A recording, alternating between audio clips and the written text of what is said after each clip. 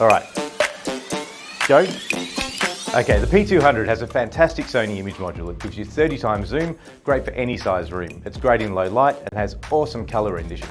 On top of that, we have our BirdDog NDI processing engine, which gives you the highest quality pictures at the lowest latency. It's compatible with any NDI device on the planet and just gives you the best outputs. We have our brand new user interface with NDI version 5, which gives you waveforms and vector scopes to make sure you're properly exposed. It also gives you unlimited control as far as color control and using your camera. In addition to this, it sounds strange, but we can do pan, tilt and zoom at the same time. Try some other cameras, they can't all do it. The P200 is a fantastic camera that's got every type of connection you could want, from NDI with power over Ethernet, SDI, HDMI, any control interface. It's got a great big tally on the top. It's a really great camera. How to do with the time? And the cool thing is, for a limited time, if you buy 3 P200s, you get a free PTZ controller.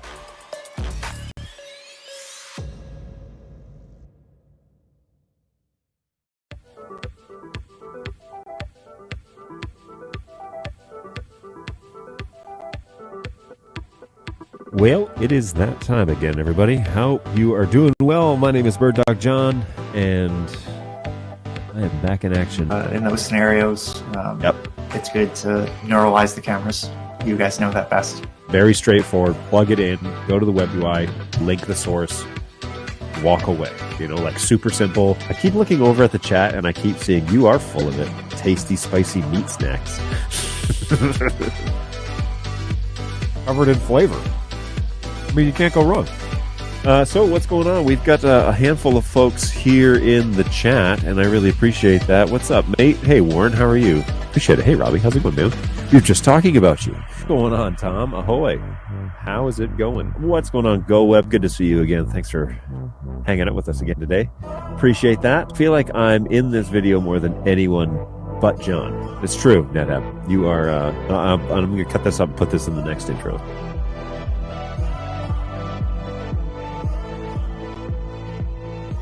Yeah, hopefully you're doing well. Thanks for stopping on by today at the BirdDog Live Show. I am BirdDog John for the second last show of the year. Hopefully you are doing well. Now, as always, as per my tradition, I'm going to check in and make sure that I can hear myself on YouTube, because this would all be for naught if I couldn't do that. So, all right, cool. It is there. Nice and loud, and this beautiful RE20 is doing its job. So, how's it going, everybody? Hopefully you're doing well. As I said, I am BirdDog John, and I'm looking forward to spending the next hour or more with you. Second last show of the year, and so there's lots to be excited about, lots to reminisce about, and we're going to do a lot of that on Thursday's show when we have some of the BirdDog guys join me for a little bit of a chin wag and catch up on how things have been and where we're going and the things that we're excited for 2023. Just kind of do a bit of a wrap-up. So be sure to join us again on Thursday at 11 o'clock for that. That will be definitely a unique show, that's for sure, because I haven't done a roundtable with the BirdDog employees in quite a while. So whoever's available will show, and it'll be a good time. So let me jump over to this machine now and see what's going on in the chat. So this is the wrong machine. Okay, here we go. What's going on, Samuel? Thanks for stopping by. Appreciate that, Mr. AV Manager. You'll have to tell me a little bit more about that, what the AV management position looks like for you. And hey, what's going on? Hello, John. Happy to attend your live. I'm happy that you attended my live as well. Thanks for coming by. Now, I've been monkeying with some of the settings in. Actually, I changed out one of my cameras, which is then I've been like messing with settings this morning, fairly briefly actually, because I got into the office a little bit later because I was up for a few hours last night working on something for HQ, and of course they're awake when I'm asleep, so I had to make that happen. But we got it all squared away, everything's sorted out. This camera shot that you're seeing is actually a P240. It's the one that's here in my office in the States. Probably be shipping it out here shortly. But the 240 is a great camera. I've got it in kind of the, I don't know, what am I calling it? The bird's nest, the crow's nest, the dog's nest. Anyways, whatever. It's up there in the corner, and it's good. However, I have yet to like get the presets and everything kind of squared away the way that I want it. And right during Dan's video, I was running I was doing some coloration stuff on it just to get it to match with the rest of the show. So I think it's where I want it. One of the things that I've noticed is when I power cycle it, I don't have the preset set right because when I power cycle it, then the exposure goes to auto. And the exposure, the auto for the exposure is like dead center in the middle of the shot. And so if I sit here, it's fine. But then if I go outside of that, just to the left or right, then the iris or the gain cranks way up, and you get this really bright, grainy picture because it's just trying to compensate. So, anyways, I've got it squared away now where I can move around the shot, and it's not going to do that. And anyways, I've got that up here for your viewing purposes. So hopefully that's helpful.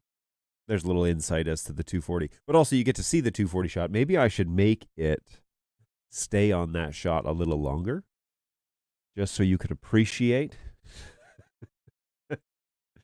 Just so you can appreciate that shot. Currently sits there for 16 seconds. Let me stop this, and I think I can edit that here. So let's go a little bit longer. I think that will be nicer, and we'll start up the playlist again. Give it a go. All right, let's see who else is over in the chat. Hey, Transmission, good to see you again. Hey, good morning from New York City. How are things in New York City? We get mixed reports over here in Michigan about New York City, so I'd be interested to know your take on how the city is doing in this day and age. Very mixed reports in the news. That image looks great. The image looks great. Well, thank you. I appreciate that. I'd put a little effort into that, so I'm glad that it is past your inspection. Hey, what's going on? From Green TV, Sanu Kumar. Really sorry if I did that that some sort of butchering. So sorry. From India's first agricultural and rural lifestyle channel and digital platform. Well, that's pretty cool. Thanks for jumping on here. I really appreciate that. Thanks for throwing something in the chat, too. It's nice to hear from you. If you have some sort of link to the productions that you're doing over there, we would be interested in seeing some more about that. So you have India's first agriculture and rural lifestyle channel and digital platform. Okay. I would like to know a little more about that. That sounds like something we should talk about a little bit. So there's that 240, and hopefully it's a little less exposed than I guess we'll wait and see. It's a little less exposed than I think than the 200 shot, which is the camera straight forward. But so far I think it looks pretty good. It matches the vibe. Now, the other thing you'll notice, there's something blocking part of the picture, right? In the 240 shot. And that is finally a new primary light in the studio. So I bit the bullet and we purchased a Falcon Eyes, just the small one, but I'm able to mount it on the table instead of having a large tripod stand. So I can look that up for you so that you can see what it is that I'm looking at here, what I'm talking about. I just picked it up on Amazon, and I know that lots of people are anti-Amazon, but it was relatively inexpensive, and so far so good. So let me throw this up on the chat, or up on the screen so you guys can see. Chrome window, Falcon Eyes, share, and let's yoink. So this is the device that I've purchased. It's pretty straightforward. DC power, LED light, but it has a variable white balance and it has variable intensity, obviously, whereas my other box lights that I have are basically on or off. And so the way that you manipulate the lighting in the shot is by moving them around the room. And if you don't have a large studio space where you can't move them back far enough, or if they're so close they're, impeding the shot, then that becomes a bit of an issue. And so this little guy can be mounted to the table. I'm not super happy with the mount on the table yet. I'm using an old microphone stand for that. But this guy is mounted on the table, and he's a fair bit closer, which means I can turn down the brightness. It doesn't have to operate at 100% all the time. And I think that it delivers at least comparable, if not better, light than the previous one. So it cleans up the room a little bit, and we're starting to think through what this stream room might look like if we were to ever do interviews. In February, there are going to be some executives that are going to come through this office, and I would love to get at least one of them on camera. I awkwardly and not, it was pretty cheeky of me, but Dan had come to visit last February of this year, and on Tuesday morning, I said, hey, I've got a show. You want to go on camera? And he's like, okay, because what is he going to say? No. So, so we sat in here. We did a show together. I interviewed him a little bit. We took questions from the chat. It was great. The chat was like on fire that day. And it was great. But that was the final day for OBS. That was the failing in front of the CEO's eyes. So we've upped the ante. And since then, we've gone through several iterations of platforms. And of course, as you all know, I did a full 180 on vMix and melted some people's brains. And that's all due to Tom St. Clair, the legend, the man, the myth, and the legend, Tom St. Clair. What's going on, Kevin? How are you? Thanks for stopping by today. Appreciate that. Sunny and warm in San Jose, Costa Rica. San Jose, Costa Rica? I'm going to have to Google that. Good old Google Maps. Let's check it out. So, San Jose, Costa Rica. The San Jose province. Oh, beautiful. Let's go ahead and throw up so there is that 240 shot again, just for your reference. Now, interesting, I was having some issues with the 240. Okay, go ahead and share this. I was having some issues with 240 that I'll explain again in a second here, but it may just because I threw it in there and I didn't do anything to get it to work correctly. So, San Jose, Costa Rica. That's pretty cool. So in relation to Michigan, I'm up here on the bottom end of the thumb, and you are down here in probably a beautiful, sunny San Jose, Costa Rica. Well, thanks for jumping on the show. I appreciate that. That's great. Cool stuff. It's always fun to have people from all over the place, right? Join us for the show, so that's great. Transmission, the city is what you make of it, but corporate AV and video conferencing live streaming have never been busier. It's a great time to own NDI cameras. I fully agree with you on this assessment. The AV industry is blowing up, and still is, because a lot of corporations are now integrating cameras into a lot of their conference rooms and a lot of their events, corporate events. So there's a lot to discover and a lot to be involved in that AV space, and I'm really hoping that BirdDog can make a bit of a splash in that too. So we're looking forward to, especially things with wall plate, the SDM chips that are for the NEC TVs, and there's talk around us developing something for the Panasonic line. That's something Phil has talked about on this. So, there's potential to have decoders in devices that are showing on screens, which would be a big deal. Because if you can get NDI directly into the OEM device, we'll put it that way. If you can get it directly into the OEM device that's showing the image, that's a big deal. NEC was the first company with BirdDog to really, develop that into their products, and we're kind of seeing the fruits of that come around right about now. Phil might be able to tell us more about that maybe on Thursday. But he's been a champion of that whole process as well, because he's got several large installations that are looking at that as a viable option. And if those take off, that would be a big deal for BirdDog. So looking forward to that. I'm looking forward to seeing more of the BirdDog flavor in the AV world. I think that's something that 2023 has a lot of promise about. But yeah, it'll be great. Greetings from Paraguay again. Hey, Alex. Hopefully you're doing well. Thanks for jumping on the show. Appreciate that. Hello from Green TV India. India's first agriculture. Didn't I just read this? Yes. But hello. Hello, Green TV India. Thanks for coming on. I appreciate that. The 240 also appears to be picking up less of the blue accent light. Yes, and the reason for that is because that camera is pointed the opposite direction of those lights.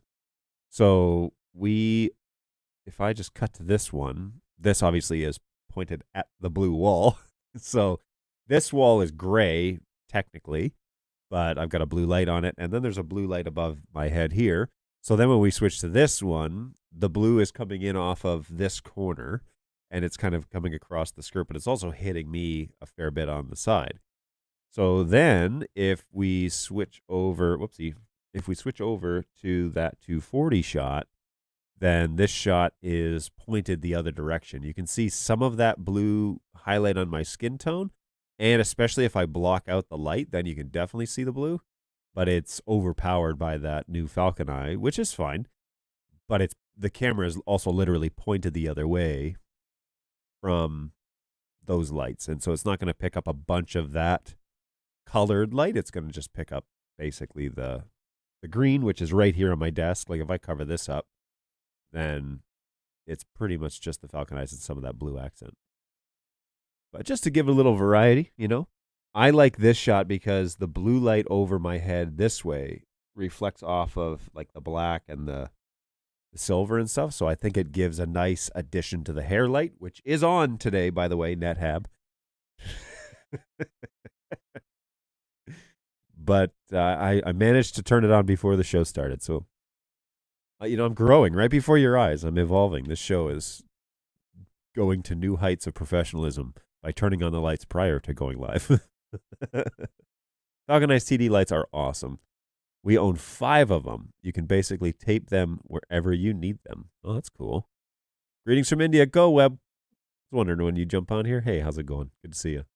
You made it into my new intro video because you're on every show these days, so I had to put you in there.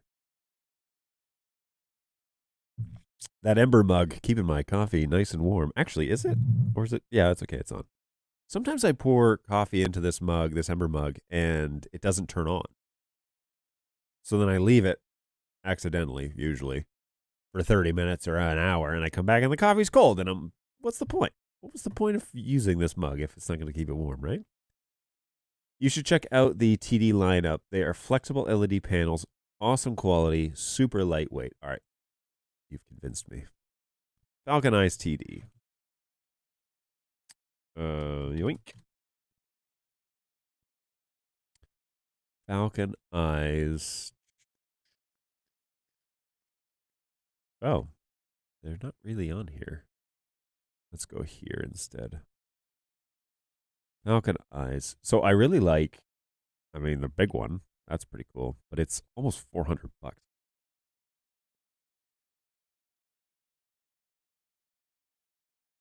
Excuse me. Man, I'm drinking coffee this morning. Here we go. So these are the box lights with you can get the eggshells on them, or it comes with one. Oh, that's a pricey light. But let me add this to the stream. Present. I'll close this down. Whoopsie. Present, screen share, Chrome tab, and present. Okay, so here is one of these 24 TD X, in this case, 150 watts. It says Roll Flex LED light with honeycomb grid. What? Hang on. Oh, snap. That's cool. Yeah, okay, that's pretty cool. Yeah, that's really neat. I love that. Smart. Yeah, that's smart. I hadn't even seen these. How did I miss this? But you can put them up on like the walls and stuff. And here's another one. That's so cool. What a great idea. LEDs, that's kind of the point, right? In my I have a 8-year-old daughter, and in her room, she has one of those like semi-loft beds, that kids have. So it leaves room open underneath her bed to put books and have bookcase and a place to play and whatever. And then her bed's just a few feet up. It's only 4, 5, or 6 feet up. It's not that. It's only it's less than me. So I think it's like 4 feet tall. Anyways, it's kind of like a loft bunk bed or whatever. Well, underneath, she wanted to be under there and read, but obviously the light that hangs in the middle of her room is not going to work because the loft bed is going to block out the light from the ceiling.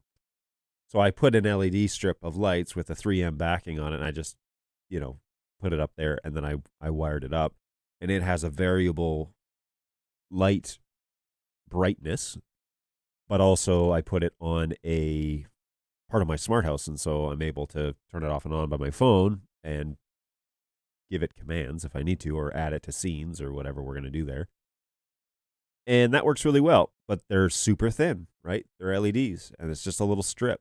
And it makes total sense that if you have the versatility of LEDs and not giant light bulbs, then why wouldn't you make it as thin as you possibly could? So that makes total sense.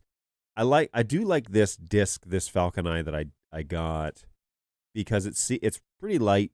The brick on it is crazy heavy, but it's pretty light, and there's a fair bit of versatility, and you can run it off of one of those Sony batteries. So we could grab I wonder if the battery compartment from the Ninja would work on this. I mean, that would be kind of pointless. But if it would, then it would confirm that that's the type. Actually, I think I have a battery. I wonder if this thing would charge the battery if it was plugged into DC. So I think I have a battery. Strange story. Somebody at Bird Dog who lives in Norway purchased a camera, and he could only find it on eBay in the States. And so he shipped it to our office. He bought it, shipped it to our office, and then I boxed it up and shipped it to him. But he said, don't ship the battery because it's lithium and they're going to do all sorts of crazy stuff with, having that shipped across, which I actually think you can take camera batteries on airplanes. You just have to check it, right? You have to put it in your backpack. It has to be in the pressurized cabin. So I don't think that would be an issue. But anyways, he had us leave it here. So it's just sitting on my desk because I don't have the heart to throw it away because it's probably a halfway decent battery. Well, now I should see if it works in here or in the Ninja, and maybe it'll give me a little versatility when it comes to that. Hey, great. So those TD lights, that's really cool. Thanks for letting me know about that. See, this is why it's so valuable to have the chat ongoing and you guys suggesting stuff, because I would not have known that. It's a warm 32 degrees here in Chicago. So if you don't understand sarcasm, 32 degrees could be warm, but not how Kyle is referencing it at this moment. And that is true about here in Michigan, too. Let's take a little look-see. It's 27 degrees, so I got you beat. We're below freezing over here. Now, crazy talk. Thursday night and Friday, we're supposed to get 5 to 8 inches of snow, just in time for Christmas. And just after my family gets into town, well, the ones that are flying in. So I'm going to pick them up on Thursday, and then it will dump snow on us overnight. And my relatives and niece from Texas, I believe, will be elated to see that much snow outside. So we're really excited. Perfect timing. Couldn't have been better. Be safe out there, folks, especially for those of you hanging out here in the Northwest. I never know it. In the States, technically, we're like central states, but this isn't really the West, as far as I'm concerned. The West is like the Dakotas. The West is like Seattle, not even the Dakotas. That's more central. We're like central east almost, because we're between the central states and the eastern states. I don't understand how these Americans broke up those states and call them what they do, but I'm not going to pretend like I understand the Americans anyways, because I really don't. I'm Canadian at heart, and I get to play ignorant, that's for sure. It's a cold 11 degrees Celsius in Paris. Wow, that is chilly over there. Got to bundle up. Be sure you stay warm now. I'm happy to chat about that on Thursday, but not today. Hey, Phil. Good to see you, man. I can't wait to chat with you on Thursday.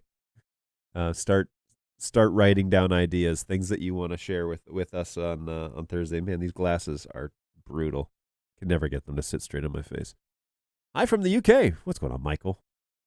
Thanks for coming on the show. I really appreciate that. Wow, there's a whole bunch of you. Phil, what's going on? It's Mr. Hadfield, everybody.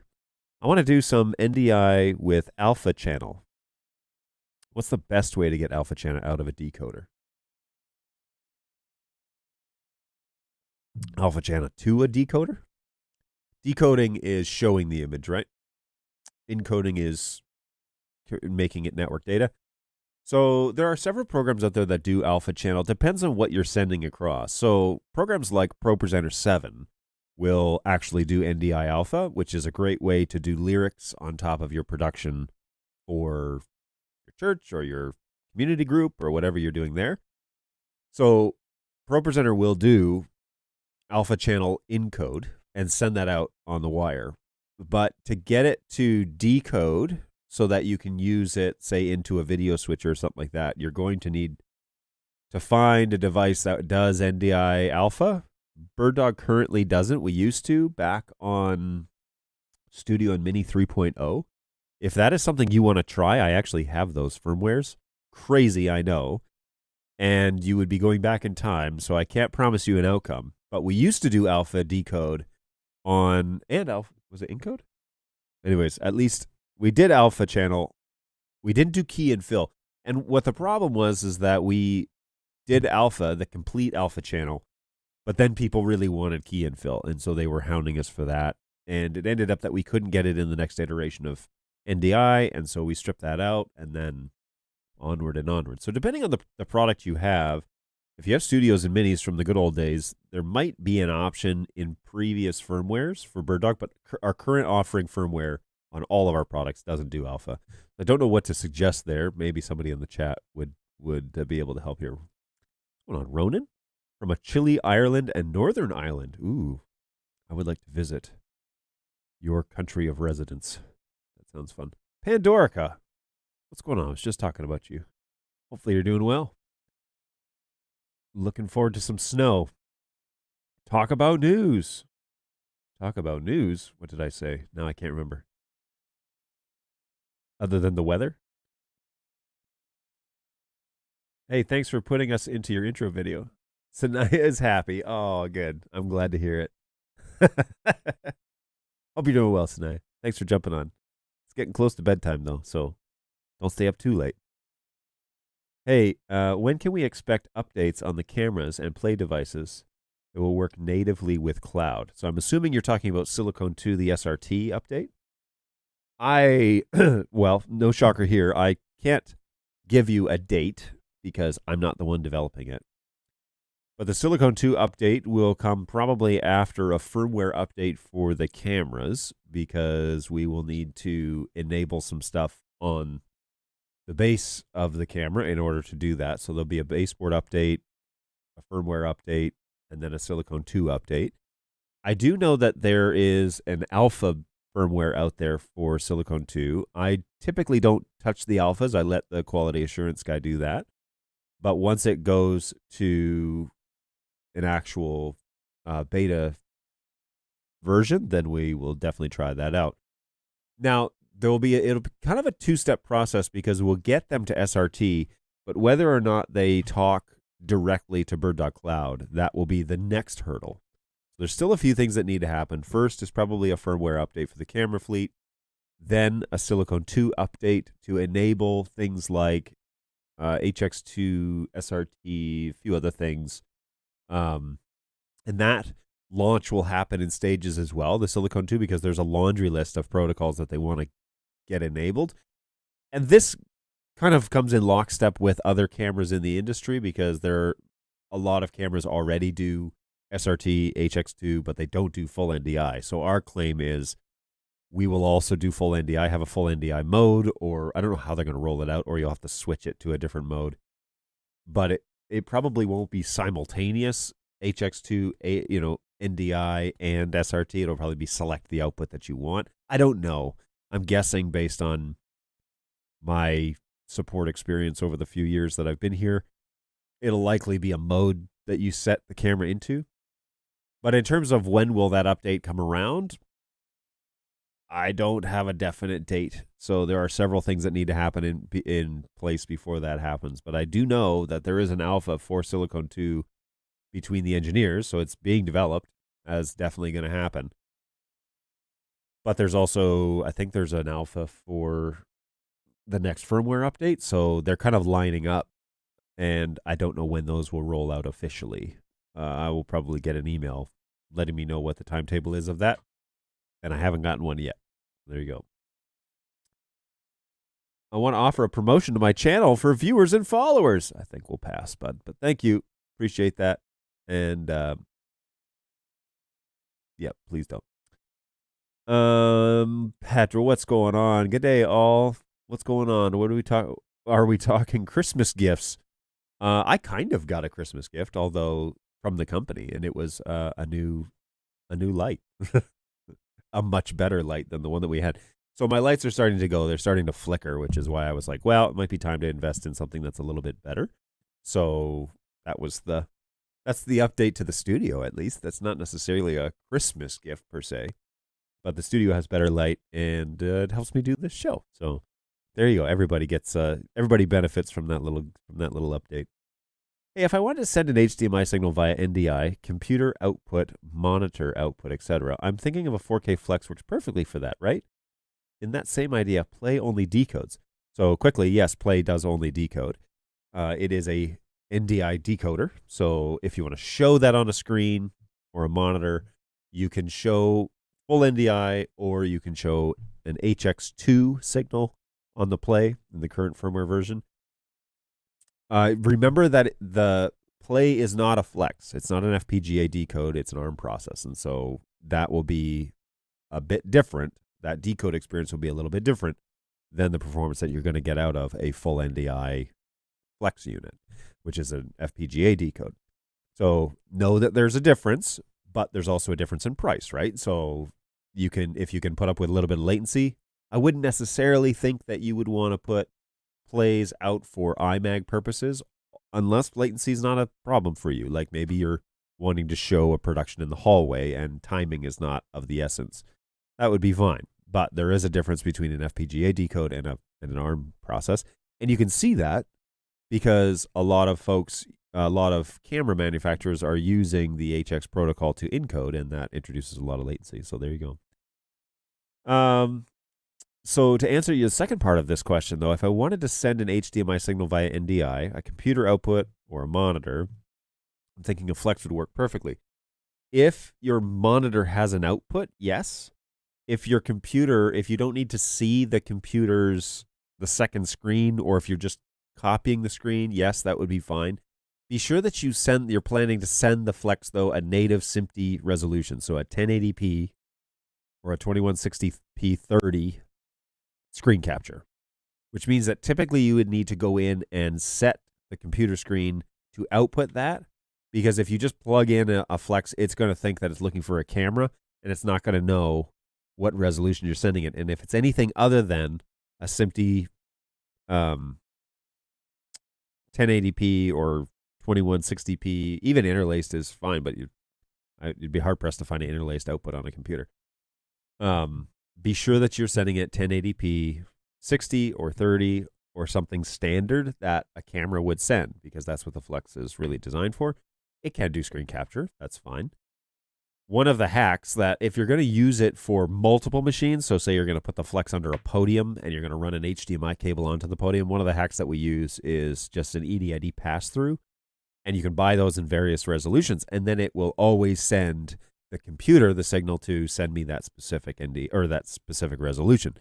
So in my instance, I have one that is 1080p 5994. I plug that into the Flex, and then I plug in the HDMI cable, and I run the HDMI cable from the Flex or from the EDID pass-through into the computer, and that forces every computer that I plug into that extension cord to send it a 1080p 5994 signal. So it always regulates it regardless, which is perfect. That's kind of what you want. We're looking at ways of doing this internally, so you don't need a pass-through to actually get that to work. But as of right now, in the current iteration of the firmware, some computers do it naturally and some computers don't. And so if you're going to put this in a hardline install where, again, different machines are going to plug in, you're going to use different machines to encode, you're probably going to want to standardize it and make sure that the computer always gets the same request every time. And those little pass-throughs are $15-$20. They're not going to break the bank at the end of the day. Hi from Treasure Island, Florida.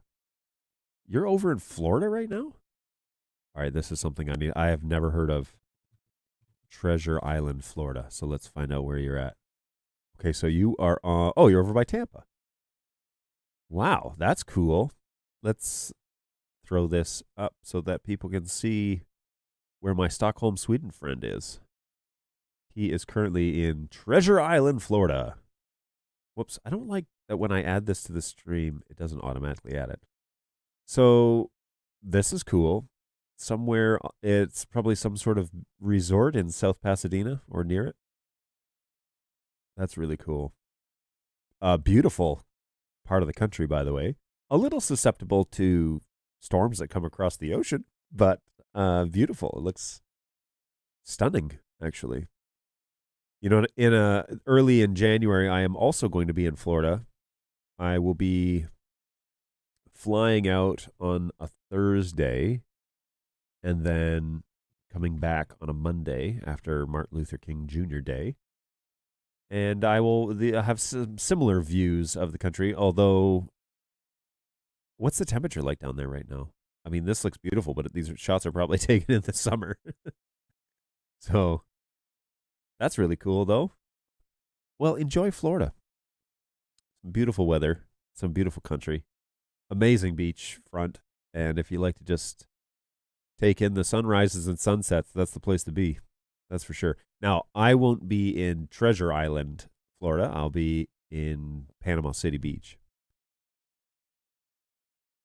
which I have been to several years ago. I went down there for this same function, actually, and I've heard it's changed a little bit. And they also went through a hurricane a year ago, 2 years ago, right around the beginning of COVID. So they've had a rough go. Be interesting to see how they've rebuilt and how the economy is doing. But yeah, we'll be hanging out there for the weekend. It's 21 in, is this Kansas City? But we're looking at a negative 35 wind chill on Thursday night. Yep, it's going to sweep the country. I wonder what the overall weather is going to look like across the U.S. But yeah, Thursday is going to be a doozy. Thursday night, so hunker down, y'all. Hey, Dave, same up here in Milwaukee. Boom. There you go. Transmission, you're right. Exciting things are happening in the way of installs for corporate AV, but in our market, NDI allows us to rapidly deploy camera systems for corporate events in a variety of locations. See, I've always felt like that's one of the stories that needs to be told about NDI, because it could make, I think that NDI, you make the initial investment for NDI, but then your profit margins get a lot wider because there's a lot less setup. There's a lot less technicality needed. Once it's rock solid and good to go, grab a 4250, set the DHCP reservations as per my instructions, and you can set up and take down probably in the 10th of the time that it would take you to do traditional camera setups. And it looks way cooler. It's way cleaner. It is a Sony broadcast lens, so it's very professional. You know, there's so many great things about NDI that just kind of go under the radar.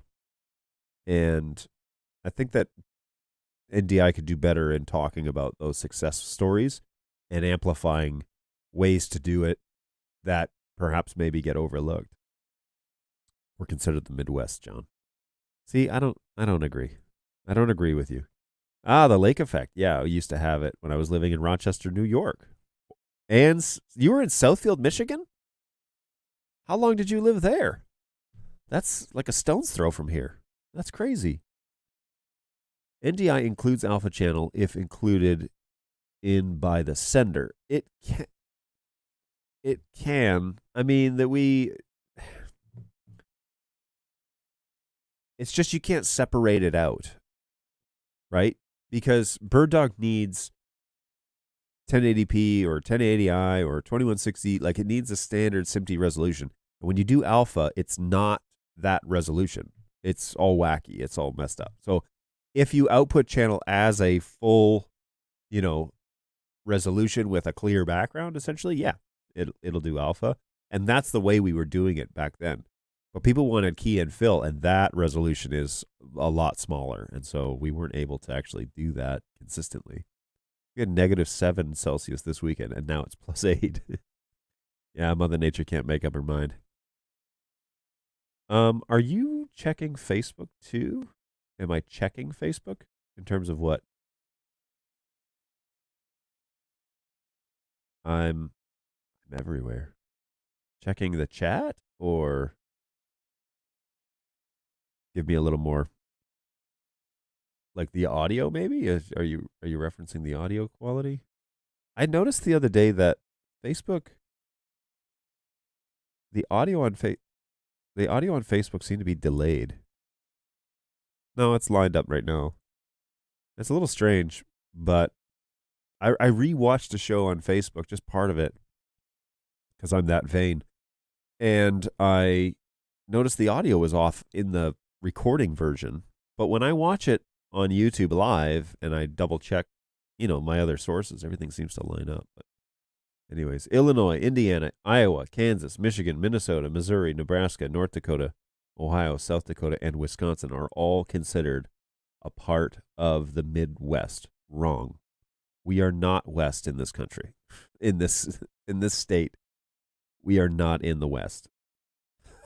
Seattle is in the West.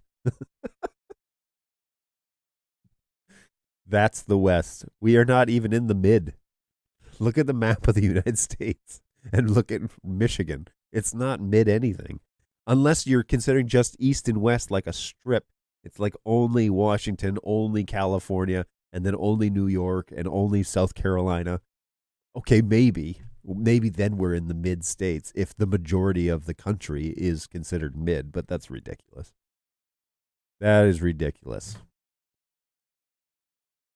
PowerPoint NDI or ProPresenter NDI? I can't figure it out. And then Brayton gives Midwest states maps references for those of you who are over on Twitch if you need to get into it. Again, I just think you're wrong. I'm not saying that that's not what's considered, but I think you're wrong. Your API still has it might be worth removing out of API 1.0. Well, API 1.0 is done.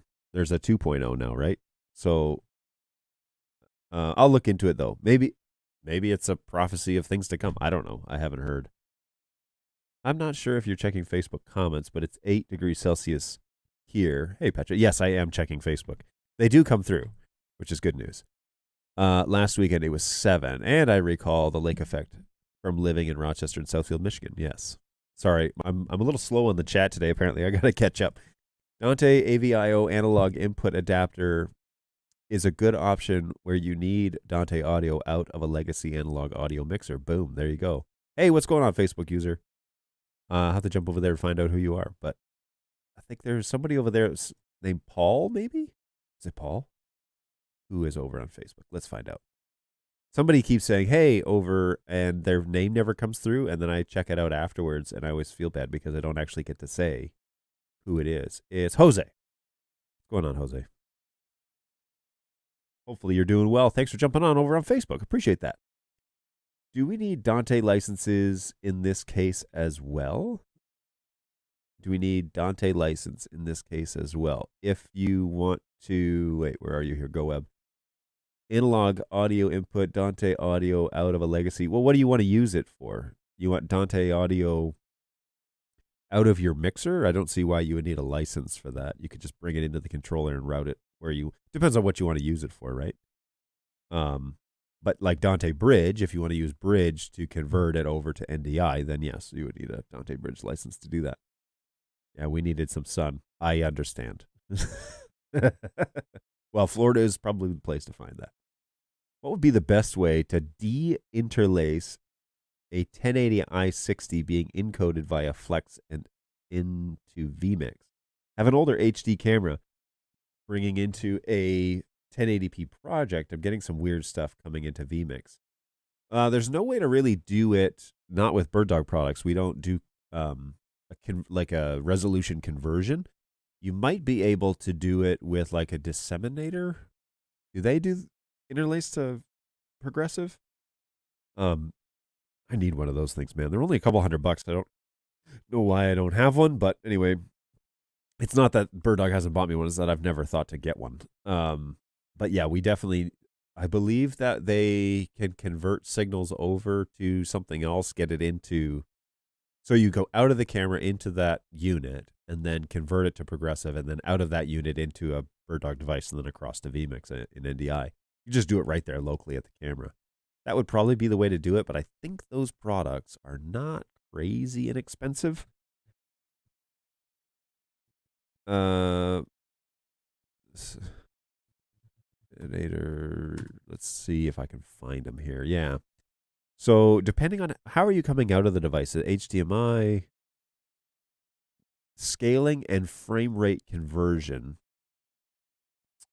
It's a built-in scaler, supports 3G level A and B, input and output, allows conversion between A and B. It does horizontal and or vertical image flipping if possible. It does cross conversion. The unit also down or up cross converts to allow either the HDMI. I should throw this up on the site. What am I doing? Present, screen share, Chrome tab, giggity goo, yoink, yoink, yoink. Okay, so this is the device that I'm talking about. Let me just read the definition here. It allows you to the HDMI or SDI input to be scaled and or frame rate converted to a required standard. Easy to use interface, blah, blah, blah, blah, blah. Distribution amplifier, HD, SDI outputs that allow it to be used for a 1-to-4 distribution amp. Output pair. Okay, so can I convert HDMI progressive to 25? Can I convert interlaced? That's really what I want to know, right? Any reviews? Preferred, yada, yada, yada. Default these devices. Here, I can configure. Our disseminators are now configured for 1080p 60 input to 1080i 5994 output. Boom, there you go. So this is the device that you're probably wanting to consider, something like this. Not necessarily this one, but if you've ever been to NAB, you know these dudes take out a ton in advertising, so they're all over the place. And we have used, I know BirdDog employees who have used these with fairly significant, good results. The nice thing is that you can take unconventional resolutions and convert them into conventional resolutions and then get them into a BirdDog device. So there's that. We don't do frame conversion like this. That's not what we do. We convert signals to NDI and back. That's our job. Ori splitters are the best for EDID. There you go, from GoWeb. He's a reliable source, so if he says so, I believe it. Are you familiar with Crestron NVX? Would it ever be possible to take a BirdDog wall plate to an NVX decoder? No, not. I'm not super familiar with NVX, first of all, but no, not in its current form. I know that. I'm going to go with no. I haven't heard it done. So I have to throw that out there that I don't know of a use case where that's been successfully done, but somebody correct me if I'm wrong. Please do, because that would be very helpful to my friend Kyle. Is there a BirdDog Anonymous Club? Just ordered 3 P120s. One has already been delivered and a play. Considering a quad, I have a problem. A nice one, though.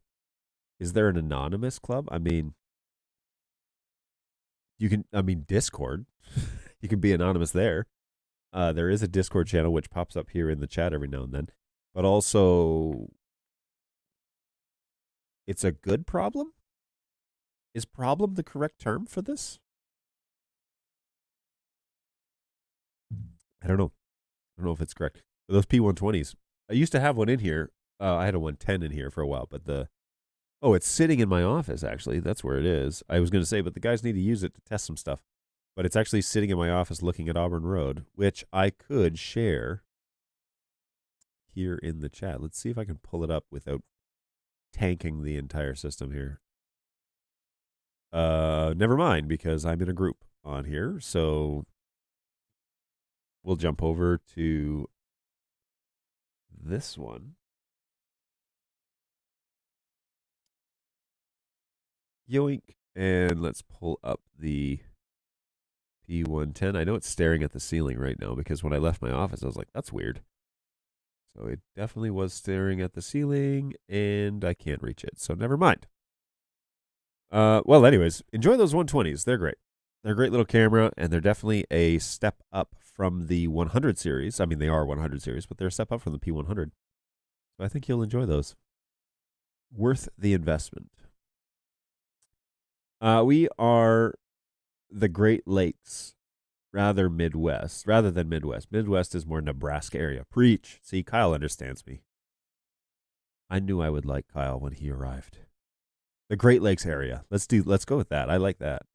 Because I'm from Toronto originally, and they're also in the Great Lakes area. So that kind of encompasses my whole residency radius.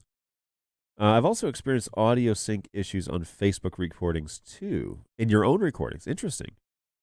Yeah, I'm not convinced that Facebook Live is up to par with the rest of the streaming services out there, but we definitely get a lot of traffic from it, and so we want to use it. I think the live experience on Facebook is the best offering, opposed to rewatching shows later. But for those of you who have to watch later, I totally understand. Sometimes you just can't make it. Sometimes you're asleep. Oh, I should tell you about my stuff last night I was up to. I wasn't sleeping for quite a while, and that was a doozy. But anyways, I'd be interested, Kevin, in hearing more if you tried to troubleshoot that, what you came around with. My comment about Facebook was because I noticed I was the only one on there, and I was a bit unsure. Understood. Yes, we do see those. You keep saying West. I know you can. They're not my choices. Yes, but you're supporting them, so they kind of are your choices. Don't blame the U.S. Census Bureau for your decisions. I'll send you a photo of our single cam pack sometimes. A P200, a desktop 4250. Oh, you found some of those, did you?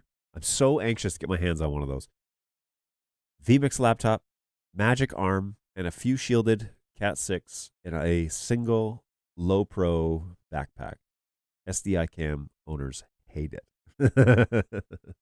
So cool, man. What a great little jump pack. That's great. I like it. The Midwest came from the 1800s when, prior to the LA Purchase, the U.S. ended at the Mississippi. So everything past the Mississippi was basically the West. And by the late 1800s, and the U.S. had expanded to the Pacific, the Midwest was a part of the West, past the Mississippi. But it wasn't the distant West. So it was the, quote, Midwest. Disclaimer, I am not a historian, and I am not a voiceover guy. Hey, thanks, John. My pleasure, David. Thanks for coming by. Seminator Designs standard converters are aces, says Philip. Boom. Well, there you go. We got somebody that believes in it. Go Web. If I understand you correctly, and I think I do, then you won't need a Dante license. If I'm correct, only the manufacturer needs to get the Dante license. Yeah, like when you buy one of these I/O devices, that is the license. That's you buying a device and paying for the lesson when they're so expensive. HDMI out from Cam. Was hoping it was possible in software. Disseminators are hard to find at the moment. Actually, that doesn't surprise me. I don't know of a. Actually, do I know of a program? Will Central do this now? Retransmitter? Maybe. Ooh, you know who might do this? One moment, please. Jump over to NDI Tools and see. We can go down this road real quick. Sorry if I start dropping frames. I'm running NDI Tools on my PC.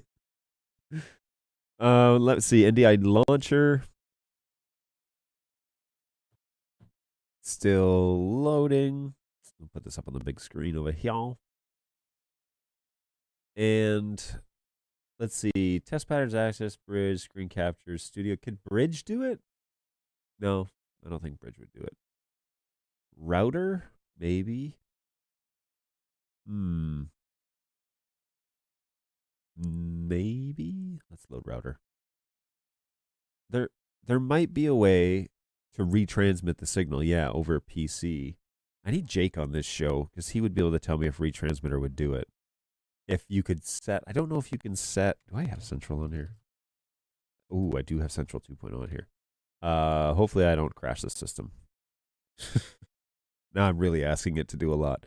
Okay, so router is, wait, is router open? There it is.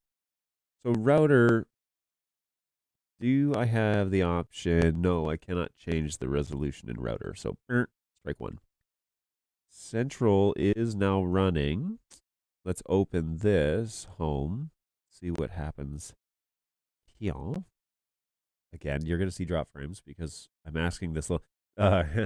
Yesterday, we were troubleshooting something with one of the engineers in Australia, and I was trying to load a website. No, I was trying to download some software so he could get into one of our devices.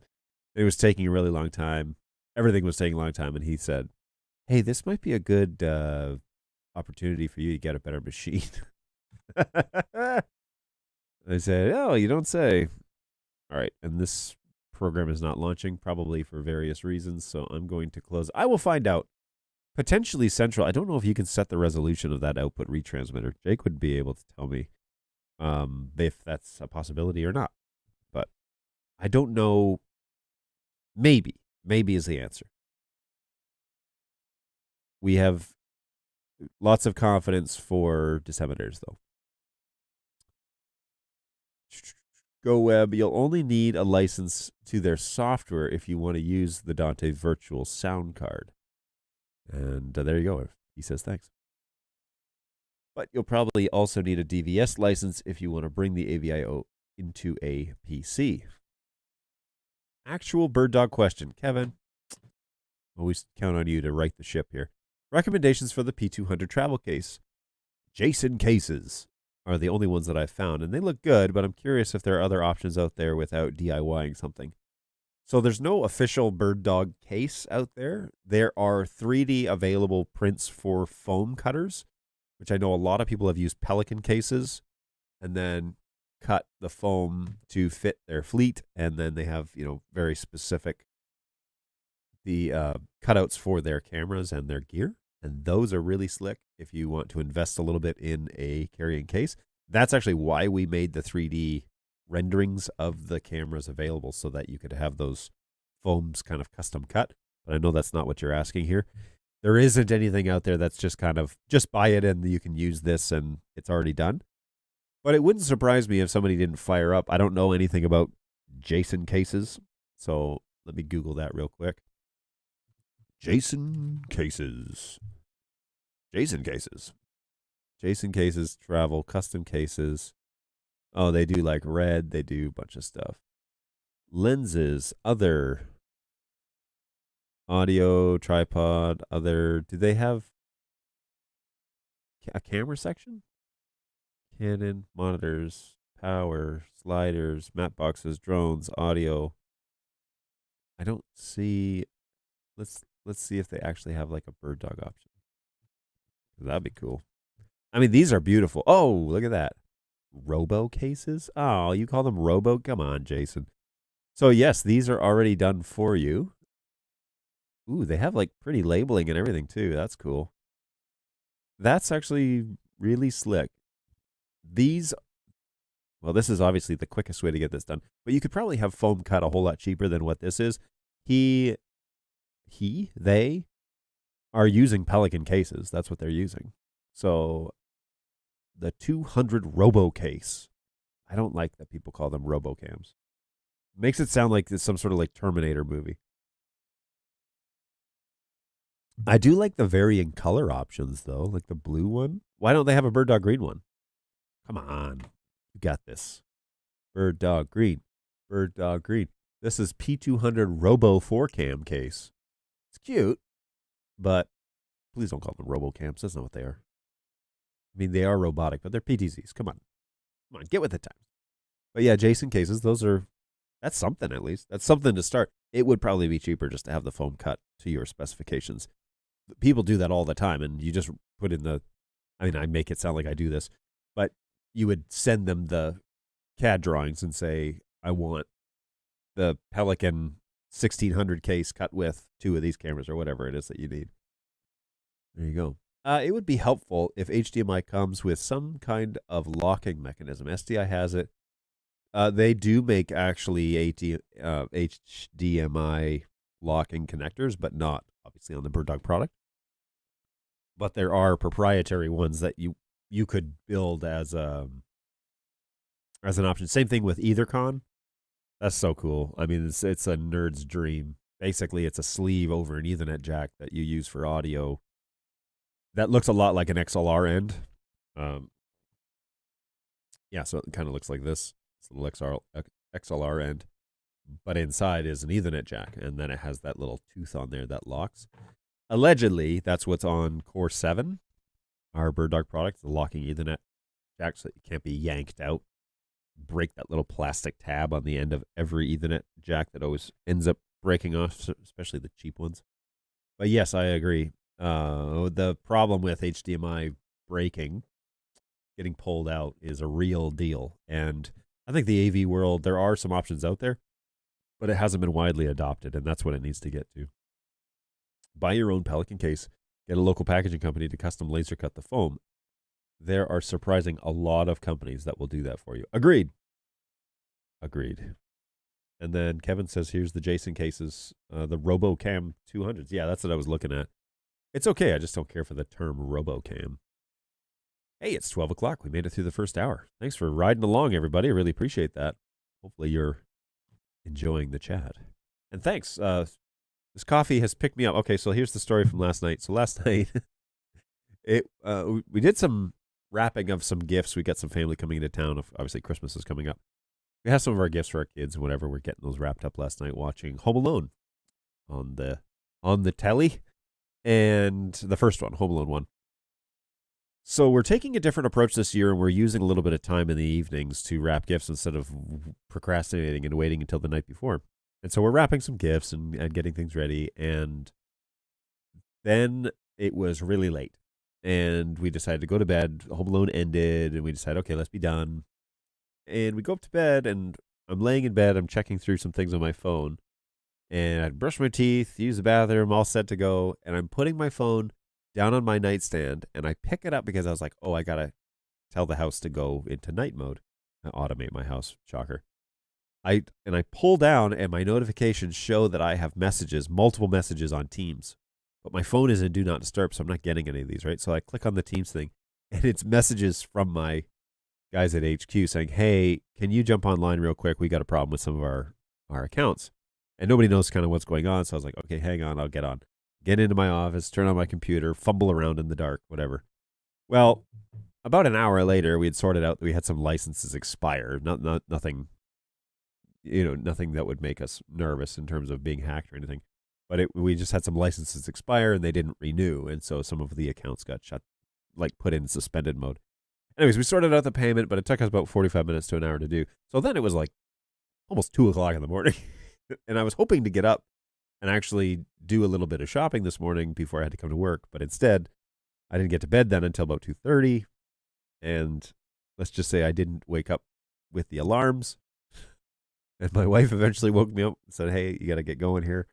So I got up, came in a little bit later today because we had to take care of some stuff for the HQ guys. But anyway, so all is well. Nothing like a little fire to put out in the middle of the night. And one of my roles is to help with the technical stuff. And so it was time to do the job, But everybody was very appreciative, and they understood. They were surprised that I was willing to get up. Of course I'd get up. I'd help out. That's no problem. But it was quite the wake up call, that's for sure. Because I told Pav, I was like, literally, I was turning on my phone to hit the good night button, and I saw your message, and lucky I did, because they would have been out all day. They're asleep now, so they would have been waiting 24 hours for that fix, and then I would have been waiting for them to wake up to find out, did it work? So glad it's all taken care of. That's for fun. Fun fact: the P200 3D file download zip has P400 files. Are they the exact same body? They are. The only difference on the tail end is the P400 has an extra SDI output because of the onboard Genlock, which isn't enabled. But everything else is exactly the same. Those two cameras are identical. Never mind. If I read the README file, I got my answers. Well, and you got your answer here. So all good. Well, it is the second last show of the year, and there's a lot going on here at Bird Dog. The agents are busy like elves trying to get the tickets replied to and closed out before the end of the year. You do need to be aware, if you're new to the show, that we will be closed for the week after Christmas. So from the 25th all the way through to the 31st, we are closed, and we will reopen on the Tuesday because New Year's is observed on the 2nd this year. We'll be reopened on the 3rd of January.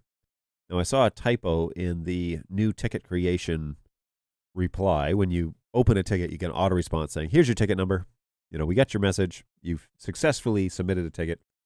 But in there, it also said that we were reopening on January the 2nd, and that is false. We are opening on January the 3rd. So please be conscious of that. We will be closed for a week. The agents will be with their families and friends during the holiday season, and we will reopen to help you again on the 3rd. So please do whatever you can to not have an emergency during that week, because we all know that emergencies are planned.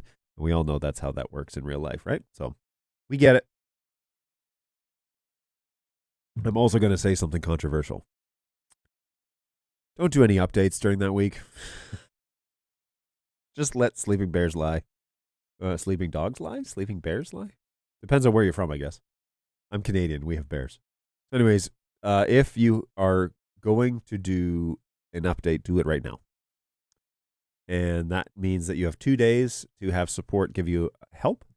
But after Thursday, we shut down. And on Friday, we are closed. And so Thursday, we'll be wrapping things up. Friday is the day before the holiday week. And so Friday, we are closed, which is the 23rd. And then we're closed until the 3rd of January. So we will be with our folks and our families during that time and not thinking about work. And you will not hear from us. So, including Twitter. Twitter will be unattended during that time on the Bird Dog Help. Hey, did you know that we have that Bird Dog Support has a way for you to reach us on Twitter? If you didn't know this, this is a recent development, and it's a super fast way to tweet at us if you're having an issue.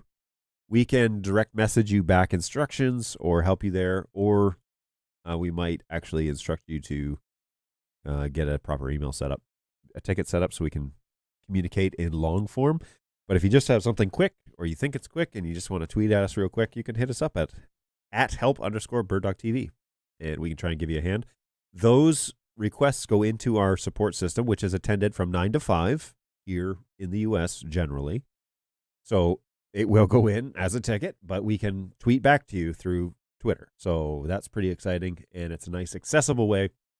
What I really like is that you can tweet at us, from your social media account. You can just shoot us a quick message. Hey, I'm seeing this. Is there a quick way to fix this? And we can reply back to you. And that's really handy and helpful. And hopefully you find that a convenience, a way to ask for support quickly without needing to open an official ticket. Now, if it's a big, long process, we're probably going to get you to open an actual ticket. But yes, that is the plan as of right now, is to enable this channel to kind of work with you a little bit more directly. There's a few little glitches we still got to work out. We got to talk to our CRM company about that, but that's not for you to worry about. That's for me to worry about. So, true. I'm planning on having an emergency. I'm planning my emergency for next Tuesday. Excellent. Well, you're going to be on your own if that's the case. Twitter might not even exist by then, so there's that. That'll be curious. I don't think Twitter's going anywhere, to be honest with you, from what I'm seeing. All the big guys that backed out and said, we're not going to promote on this platform anymore, are all back. So a lot of posturing, I think, at this point. Anyways, it'd be interesting. It will be interesting to see what happens with Twitter over the next few months. But yeah, I don't know. I don't know what to think about all that right now. It's clearly very active. Very active. I've never seen Twitter more active, to be honest with you, with things that. Anyways, I'm very interested to see what happens. But everybody has their interpretations as to how it's going, I guess. And I do see contradicting tweets from various people, and this place is dying, and then this place is alive, and it's like, wait, which is it? I don't know. And how do we even quantify it, right? Do we request stats from Twitter? Isn't that a conflict of interest? Is there a third party that can actually show traffic? I don't know. Anyway, that'd be fun to find out. That's for sure. Be fun to watch it unfold. Where are we here? I was going to do something over here. Now I can't remember what it was. Oh, well, must have been important because I've forgotten completely. Good stuff. And thanks for coming along for a ride, everybody. This has been a great little chat. Now, don't forget, on Thursday, we're going to hang out with a few Bird Dog guys on the show. We're going to utilize StreamYard for that. And so hopefully there'll be at least a couple of guys. They've already confirmed that they'll join me. So unless something has come up, we'll see you guys on Thursday at 11 o'clock. And you'll see a few other shining faces other than just my own. You get to interact with them. They can answer questions in real time. There'll be salespeople. There will be at least salespeople. There'll be support people. I'm going to see if anyone's available over in Australia, but I do know that several of the engineers and the executives will be away for Christmas starting in the next day or two, so they may not even be available. So we shall see how that goes. What's going on, Fred? Using Cam Control 3. Control 3, okay, yeah. With my P200, any tips or tricks for helping with the auto camera tracking? It seems very hit or miss right now. It's very subjective to your installation. So I've had great success with Cam Control 3.0 with auto tracking, using 3+ cameras, 3 or 4 cameras all at once. The trick is tuning it before your venue starts. So whatever it is that you're using it for, being sure that you have I do have some suggestions about it, but in particular, the vertical error correction and the horizontal error correction, those need to be greater than the 0.1 value. Probably 2 or 3 if you're doing a bust shot or a waist shot or something like that, where somebody's going to be walking across a stage. That probably needs to be about 0.3 for the error correction, which means that the person can shift their weight without the camera adjusting.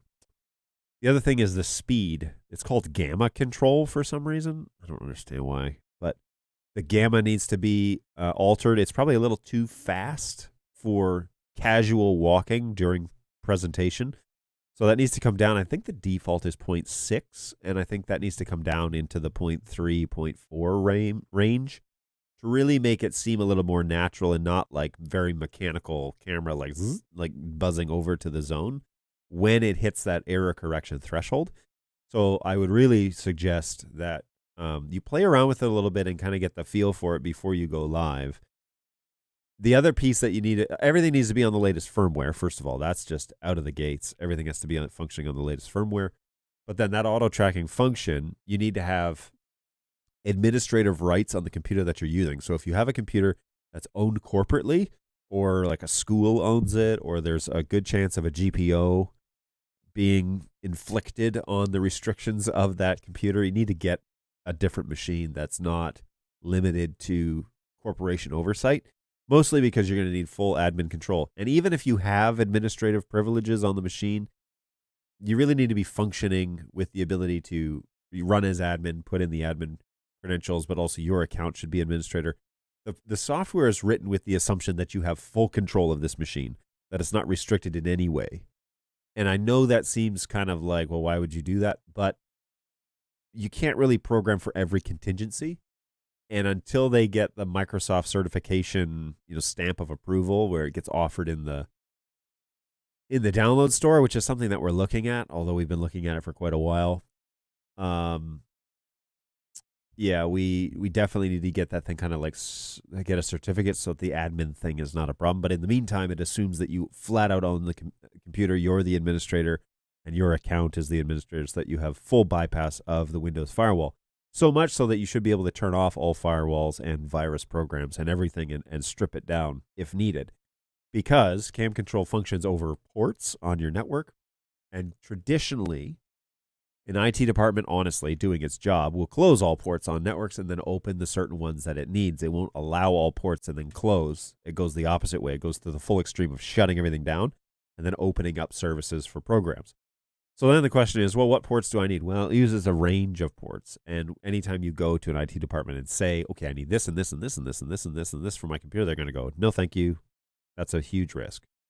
So instead, we strongly recommend the computer being pretty much your own and being unrestricted, and then finessing it a little bit so that you can get more granular understanding as to how it works, make the changes, and then hit payload update and see how it behaves then. It's always recommended to maybe test it out before, like on a service that you don't need it for. See how it goes, play around with it, get a feel for it, and then use it live. But I can confidently tell you that I have used Cam Control 3.0 with 3 cameras all running at the same time, all tracking at the same time, all at different focal lengths. And it looks quite natural. It looks like there have been instances where the camera moves a little too fast or whatever, or the presenter on stage like puts his back to the audience, which is a nightmare. Then the camera loses the facial recognition. So there are some catches, but it does save you from needing to hire 3 cameramen, that's for sure. Yes, that is for sure. You don't like Elon Musk? I didn't say that. I just said it was going to be interesting to see what happens. I think it'll be interesting. But I didn't say I don't like him. He's an engineer at heart. You can tell by the way he functions. He's definitely an engineer. Thursday will be fun. I totally agree with you. We find that monitoring and adjusting the auto tracking is a skill in itself. Once you've practiced, have a feel for it, your show is going to be a whole lot easier. I would agree with that. There is a bit of a learning curve. But once you get the hang of it and you understand, like running a show that does live tracking is an art form in itself. But one of the things that you have to get used to is being very conscious and aware of how the person on stage is presenting. Because I have had multiple people presenting on stage that behave differently. One guy never walks.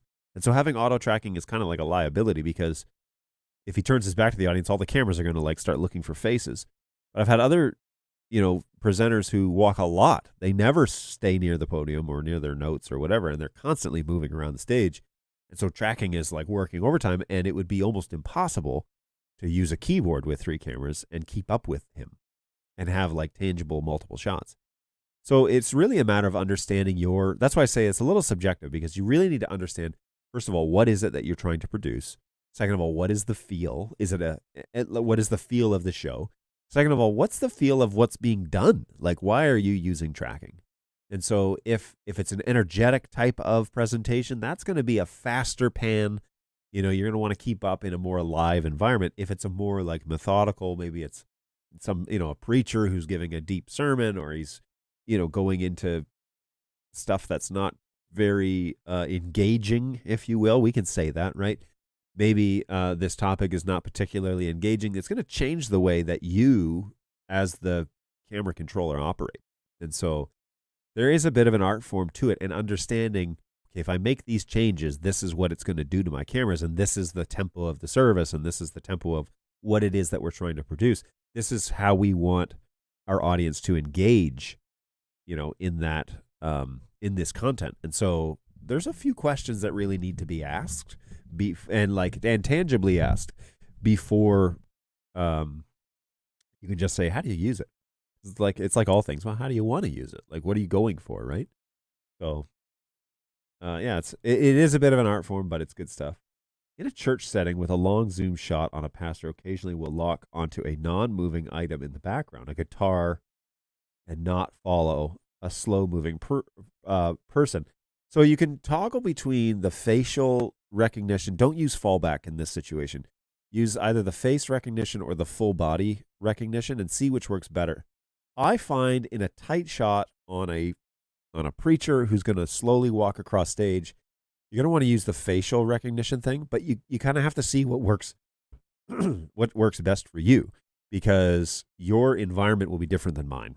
And for example, an instrument is going to be on low on the stage and out of the shot from me, whereas if your camera is up and down, you might catch all the instruments in the shot and other things on stage.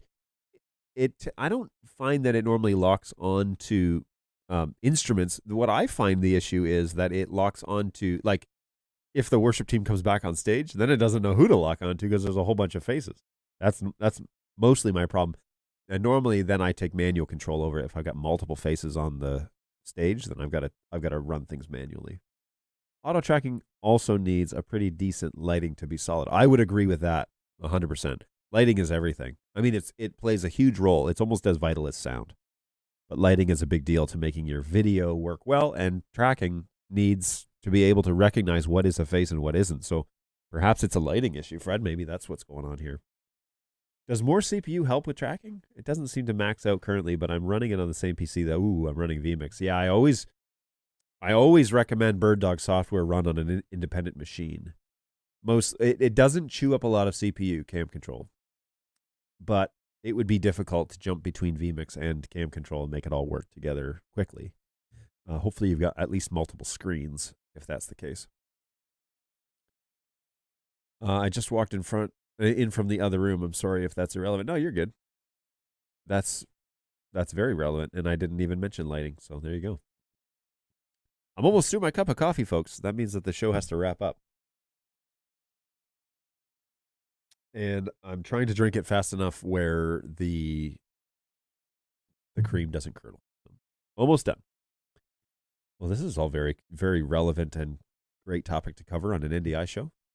Yeah, I've actually had great results with cam control, so I would advise you to keep at it because it brings another level to the production of actually moving cameras, and this is why people have manned cameras. Moving cameras and tracking a subject is far more engaging than switching between static shots, hands down. And obviously, when we introduce motors into cameras, the next iteration of this would be to automate it, because you want to be able to move the cameras with the subject without needing to spend manpower on it. And so that's the purpose of cam control. Now remember, 3.0 is our first stab at auto tracking. And so hopefully it'll only get better from there. But it does take a little bit of time to learn. But once you get it, then it really becomes more of you're switching on one hand and you're monitoring with the other. And so if something goes wrong with one of your cameras, you can switch off to a static shot or to something else that's behaving. That's what I liked about the 3-camera setup with cam control, is all 3 of them were tracking. And if I ever had actually I didn't in that instance, but if I ever had an issue where one of the cameras wandered off or wasn't working correctly, I could switch to a different shot fairly quickly and make that happen and make it look more intentional, at least recover from a mistake. One of the things though that I've been playing around with a lot more is transitions. So transitions obviously help paint a story, right? So there was one day where we were playing around with this a bit, and the sermon, the guy was being followed with the cameras, and we were fading between shots, and a fairly quick fade just to kind of keep the tempo of the show up. But then the show. So, but then he interviewed somebody for a part of an announcement. And instead of doing a fade between the two, I did bust shots on both of them. So basically this shot that you're looking at. And I would cut between them. So when the conversation was happening, I would wait for about 1 or 2 words of the sentence to make sure that that sentence was going to be longer than 1 or 2 words. And then I would cut over. And that created a very back and forth conversation feel. And it was much quicker. It changed the feel of the video of what we were producing a fair bit. And something as simple as transitions between the shots can help you keep the tempo of something that's feeling like that's kind of dragging and going slow. Using a quick cut is like that, can help the tempo stay up instead of using a fade transition. And, when I start and finish the show, I use a fade because we'd fade into a video and then we go out. Or we fade after the countdown, we fade into a video and then I fade into the show and then the show begins. But then I'm using cuts generally between these cameras, and that helps kind of keep the tempo of the show moving forward. And that's not really a BirdDog thing. That's not really anything. It's just how you're mapping out what the show will look like. And so fading will slow the tempo of the viewer down, whereas cutting will speed it up, or will keep the tempo up at least. Anyways, it's really interesting. I would be surprised the CPU could have an adverse effect. Low CPU availability interrupts NDI processing, and if the NDI process is interrupted, I would expect to see interruptions in your auto tracking. That's the thing, though, is that we're only really touching the metadata and the proxy stream with Cam Control 3. So we're not pulling down a lot of NDI data. We're actually just manipulating the metadata. for the most part. I mean, we're watching the stream, right? It shows you the preview, but that's proxy. And only if you're running dual monitors on a Cam Control 3.0 computer and you click on the preview, does it show the full view of that stream. So, I don't know. I don't find Cam Control super CPU hungry, but I also don't like running it on the same machine that's doing a vital process like vMix.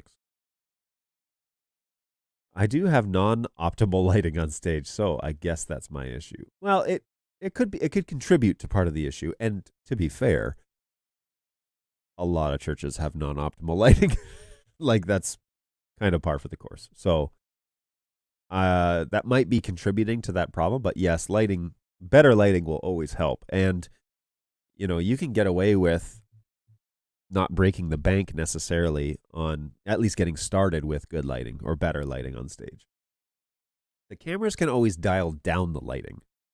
They can't necessarily dial up the lighting. You can always get less. You can always have too much light and dial it down. But you can't necessarily make a bad shot better by increasing the gain. That will just introduce a bunch of other problems. I think auto tracking is evolving technology, and a lot of work needs to be done on it. The best is to use it on a podium setup with one presenter moving across the stage. Yeah, and that's primarily what I have used it for in the wild, is that, one presenter on stage. If you have dueling presenters, you can just instruct them, hey, you have left stage, you have right stage, don't cross. And then it should operate independently and work just fine.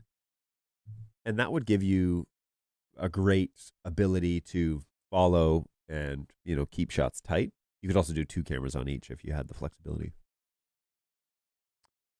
Okay, folks, it's 12:30, and so I need to probably wrap this up, but it has been a blast. And this is officially the second last show of the year. On Thursday, please plan to join us for a special show where we will invite other Bird Dog members of this organization to join us at 11 o'clock Eastern Time here in the U.S. to have a little end-of-the-year chat. And you can bring your questions. You can give your shout-outs, whatever you want to do on this show. We can definitely walk you through some of that. It's still an NDI support show, so if you have last-minute questions before the year is done, but literally that afternoon, we're shutting down the support office for a week. So we will be back on January the 3rd, after the new year. And we will have a show on January 3rd, the first of 2023. I'm looking really forward to that. And that will be a great time to see you again. But Thursday is our final show. So please make best effort to join us. We will have a lot of fun on that show. And I think some of the guys have purchased spicy popcorn. I have not been able to get that. And so I will unfortunately miss out. But I think if Monty's going to be on the show, he might have some spicy popcorn that he's going to try. Don't forget to join me, though. If you haven't done so already, subscribe to birddogjohn.tv. That's my YouTube channel. For everything that happens here on the support show, gets sent there, for sure, 100%. Anything that we record, especially through StreamYard, will go to that channel. And we're growing that channel slowly so that you can hang out with us over there. So that we have a DNS redirect for birddogjohn.tv. That spits you out to my YouTube channel. And that is really cool stuff. So join us over there. Don't forget to join us on Thursday at 11 o'clock Eastern Time for that show. A couple of quick reminders, though. Twitter, we have a way to tweet at the support department, 9 to 5 Eastern Time here in the U.S. That is at help_BirdDogTV. And if you send us a message on there, we should be able to, it'll show up as a ticket in our system, and my agents will be able to respond to you with, if you got a quick question or something like that. That's a quick way to get in touch with us. Of course, the traditional way is help@birddog.tv. This is a great way to email us, get an official ticket open if you've got a deeper problem, you're seeing networking issues or problems with cameras or converters or whatever. This is the main line into our system where I've got multiple agents who are standing by to answer your questions. So please, please, please utilize the help desk. We're here to help you, and that is always great. But if you have a pre-production question, you haven't purchased a product yet, and you want to know what the Bird Dog product can do, our pre-sales team is much bigger than the support department, and they are amazing, and they will help you sort out your hopes and dreams when it comes to integrating Bird Dog NDI with your vision for the future and for whatever it is that you're planning out. And we have agents, we have pre-sales guys all over the world. And so if you're coming in from the Middle East, if you're coming in from Asia, if you're coming in from the U.S. or for South America, if you've got questions in Australia, if you've got questions over in Europe or in the UK or whatever, we've got people that are close to your neighborhood, not just here in Michigan and not just in Australia. And so feel free to send hello@birddog.tv an email if you've got questions about, hey, I want to learn more about this product, or I have this idea.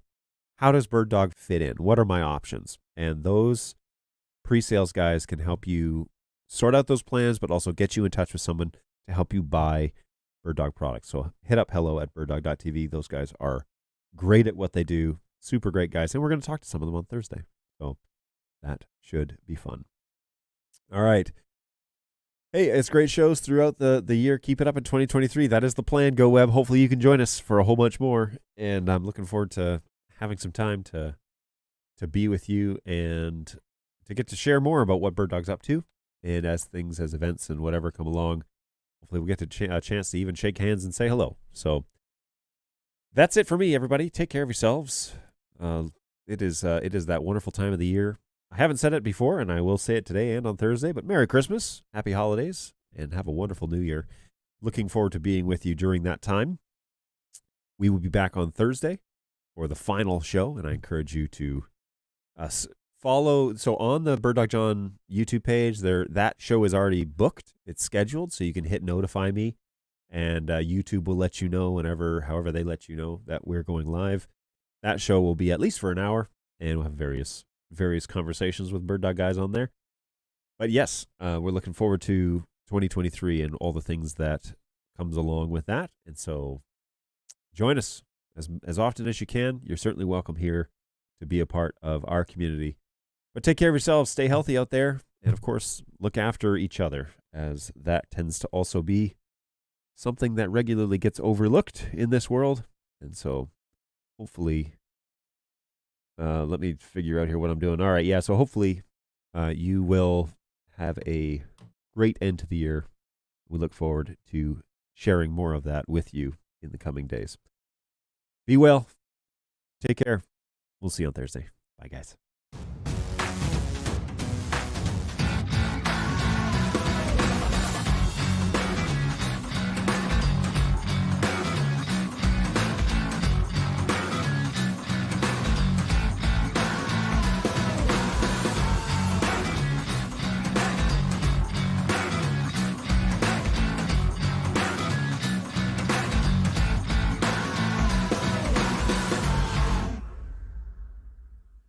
Resistance is futile.